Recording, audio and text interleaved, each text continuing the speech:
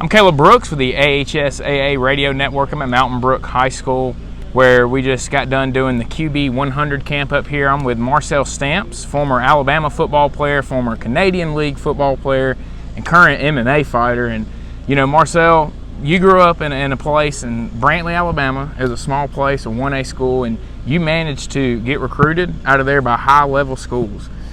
How did your time playing high school football, playing in the AHSAA system, really prepare you for where you've gotten to go in life?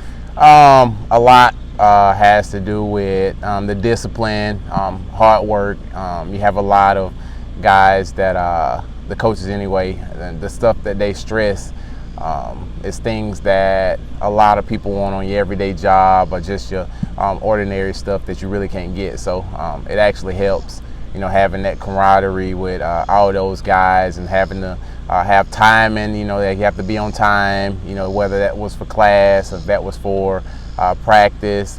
You have to be accountable to each other, make sure you're doing, you know, everything that you need to do to be on top. You have to be, you know, respectful to all your teammates, your coaches. So a lot of those things they actually go into like what I guess your average ordinary like day-to-day basis thing would be. So just about all of that helped molded me into a better man just overall. And, you know, when you were getting recruited and when you were coming up it was a different time. We were talking about it just now with how technology has changed, and it's really changed over the last 15 years from when you were in school getting recruited. How much have you seen really the way that recruitment goes change with now? Kids post videos out there, they post highlights, all this different stuff that you didn't really have access to. Oh yeah, man. If I would have had that, you know, I think I was a 3-star. So if I would have actually had some of the technology and the things that some of these guys had now, man, I would be a 5-star. It's a benefit to them. I do wish we could have had it back then, but it's definitely helping a lot of those guys. I'm actually glad that the technology actually advanced. It's helping a lot of the guys like me, you know, being a 1A or 2A that really doesn't get a chance to get to be seen by a bunch of these coaches, because you have these 7A now that they just made, and 6A and 5A that overshadows all the rest of them. So you don't really get to really see some of these other guys. So the technology is really beneficial to a lot of those 3A, 2A, and 1A that really doesn't get a chance to get that experience just because of being such a small school and not a known school, to just show that they also have that talent. So it's actually a benefit. I'm kind of glad. Like I said, it helps a lot of guys, like especially from my school and some of those smaller schools that really don't get a chance to express and show the talent that they have, because there's talent everywhere. You know, I played it, like I said, at a 1A school. I played both ways, offense and defense. You get some of these 7A guys that they're only playing one way. You know, I'll take one of these guys that play both ways over just about, you know, anybody that's playing one way, unless they, you know, just a well-known 5-star athlete. But I think it's doing a lot for these guys, the Twitter and YouTube, and being able to post just a lot of this stuff that they're doing outside of practice and camps and stuff like that. And, you know, what was your recruiting process like? You were telling me that Auburn was your first offer. Yeah, Auburn, I had a camp actually in Troy. I'm sorry. I told you Auburn. I had a camp that I went to in Troy that I actually ended up doing really good at. They had, I guess, some Auburn and Alabama and different coaches there. Auburn ended up coming in, offering me just off of that camp. I did really good, pretty fast. I had like one of the highest jumps, 5-10 fives, little things that they did. I did really good on footwork drills, and I guess them leaving, they was like, man, who is this guy? So Auburn ended up recruiting me, and just after that, it just started piling in Alabama, Troy, and Mississippi State, and Arkansas. So a lot of guys don't realize that, you know, going to some of these little camps and working hard to do the best that you can do, you'll have some coaches that's not even in there to see you. They may be in there to see one of these 5-star guys that's in there. Well, if you just always work hard and do your best, you never know what you can pick up. So yeah, it was kind of cool to get Auburn being the first one, even though I didn't go there, I ended up going to Alabama, but it was kind of cool, and that kind of catapulted where I ended up going and being able to be recognized just from them recognizing me from camp.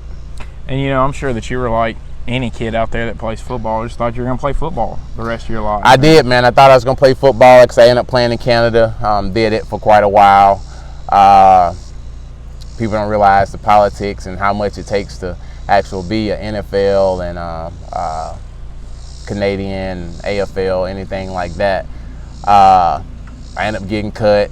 I still was like, man, I wanted to get to the NFL. That wasn't happening. I still wanted to, find out and do something that I thought was still beneficial. I wasn't ready to really give up that athletic role yet. So I ended up coming back here to do grad assistant. I done grad assistant. Eric Anders at the time was doing MMA with Strike Hard. He had a pretty big name. Not taking anything from Eric, we both played at the same time. We both played the same position. But I'm like, man, like he's undefeated, and like if he's undefeated, I know I can be pretty good at this. So he invited me to come at one of the gyms that he was training at the time. He switched recently, but I ended up going to train with him. Did pretty good. Took on, I think, 3 fights, no training, just done it, and won all 3 of those. I'm like, man, this may be a career that I need to jump into. I ended up doing that, and looks pretty good right now. So, like I said, a lot of people don't realize everything that goes into doing football and trying to pursue it outside of college. So I just wasn't ready to give it up, and still wanted to try to do something. Thought I was still young and able to do some things that I could produce. It just wasn't football at the time, so I decided to pick up MMA and boxing. And so you're a name that a lot of people in the state know about, and people followed you through your recruiting process, through being in Alabama. Tell everybody kind of where you're at in your MMA career right now and what you're doing and trying to work towards. Right now, currently, I fight all over the world. I'm undefeated. I do bare knuckle and MMA and boxing, undefeated all 3. You can find me. I have a fight coming up August 2nd on UFC Fight Pass, and then I have another one, bare knuckle, August the 20th. I know a lot of you guys are like, bare knuckle? Yeah, it's not as bad as it seems. August the 10th in Biloxi. You can look me up at Marcel Stamps Marcel Stamps MMA. Marcel Stamps on Facebook. All the rest of them are the same. The biggest fight that I had recently, I had last year in October. Fought a guy named Kendall Grove, which is a pretty big name. MMA and fighting wise, if anybody know. I think he was about 35 or 36 in like 4 or 5. Went in and got a knockout on him, so it's catapulted my overall fighting career. So everybody keep a lookout for me. Yeah, and I'm a big MMA guy, and I'd already heard about you fighting and stuff, and for people out there that get this, I guess, thought on fighting and how dangerous it is, I hear Eric talk about it, and I've heard former football players talk about that they feel like MMA fighting really could be safer than what playing football really is. Do you feel like that? Yeah, I do. I don't think it's bad. A lot of people look at it as being a bad sport, but like I said, I don't think it's any worse than 2 guys running full speed trying to knock each other out over some leather. So I don't think the impact and the force is nearly as bad.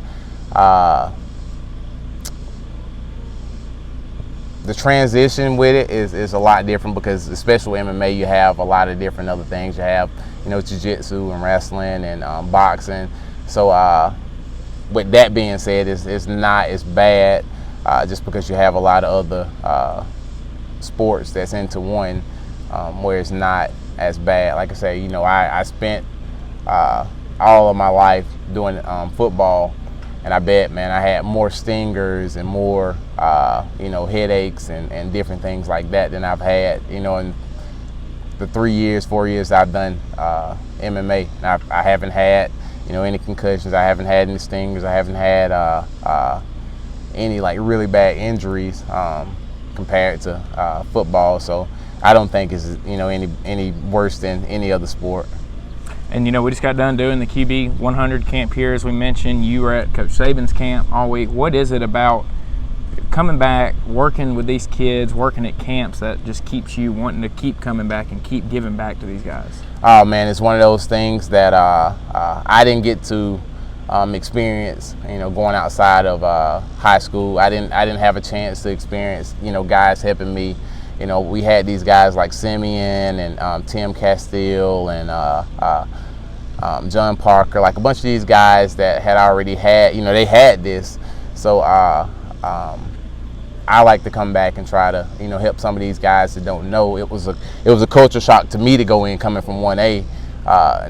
I worked really hard, but all of the other aspects that went into it, a lot of these guys don't have a clue of it. So I feel like it's my duty to come back and try to help mold some of these guys to not only play there, but to get a free education, because ultimately in the end, that's the biggest thing of what we're trying to get. A lot of these guys' parents don't have, you know, $450,000 to pay for these guys to get paid education. So this is the way out for them. This is the easy way for them to get this paid for. So with me, I'm trying to help them and mold them and make the process easier and teach them some of the things that I picked up when I was there that I didn't know, that I wish I would have known. So I think it'll help a lot of the guys coming out here and trying to explain and teach them a bunch of the things, like, you know, being on time, being disciplined, extra effort, you know, being accountable, just stuff like that they work on and they know about it, but they don't really have anybody really pushing them to do it. You know, high school is free spirit. We just going and trying to have fun, but outside of there, you know, when you're trying to go and play with some of these big programs, you really want to learn some of those things. So I think me coming back and giving, I have a heart to try to make the process easier for a bunch of these guys. You know, as a guy that's been there and done it and they know that, you got to feel like, I mean, that helps you out as well. But Marcel, I really appreciate you sitting down and joining me today, man. Anytime, man. You know, thank you for everything that you do with giving back to all these kids, and we wish you nothing but luck as you continue to pursue your fighting career, and hopefully one day we'll be flipping on ESPN and seeing you right there in the UFC. I appreciate it, man. Thank you for the time.